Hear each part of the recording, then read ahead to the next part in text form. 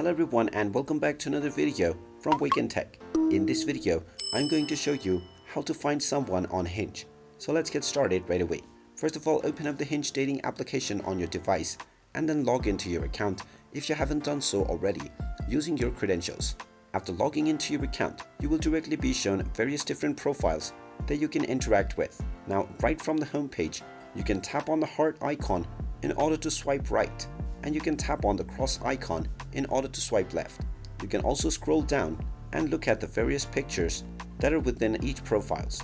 Now, if you wish to like this person, you can simply tap on the heart icon at the top of their profile and then you will be able to send a like. You can also tap on the cross icon and you will be shown other profiles that are within the app. You can also use the active today and the nearby section in order to find someone more accurately.